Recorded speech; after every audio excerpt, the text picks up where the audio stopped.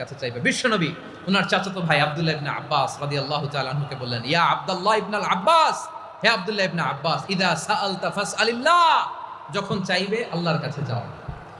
ও আব্দুল্লাহ, যখন চাইবা আল্লাহর কাছে চাও। ওয়া ইদা ইসতাআনতা ফাসতাইন বিল্লাহ, যখন সাহায্য চাইবা আল্লাহর কাছে ফরিয়াদ করো। জেনে রেখো ও আব্দুল্লাহ, ওয়া আলাম আন্নাল উম্মাতা লাউ ইজতামাআত আলা আন ইয়ানফাউকা বিশাইইন লাম ইয়ানফাউকা ইল্লা বিশাইইন ক্বাদ কাতাবাহু আল্লাহু লাক। ও আব্দুল্লাহ, জেনে রেখো, মনে রেখো, গোটা বিশ্বের সবাই মিলে যদি তোমার উপকার করতে চায় ততটুকুই তারা করতে পারবে যতটুকু আল্লাহ তোমার নসিবে সেটা লিখে রেখেছে। ঠিক কিনা বলেন?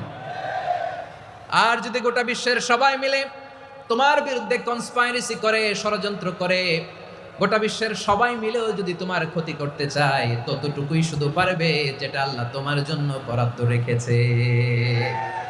যতটুকু আল্লাহ তাআলা তোমার জন্য বরাদ্দ রেখেছে অতটুকুই ক্ষতি করতে পারবে, আর এক চুল বেশিও করতে পারবে না, কমও করতে পারবে না। চিল্লায় বলেন ঠিক কিনা?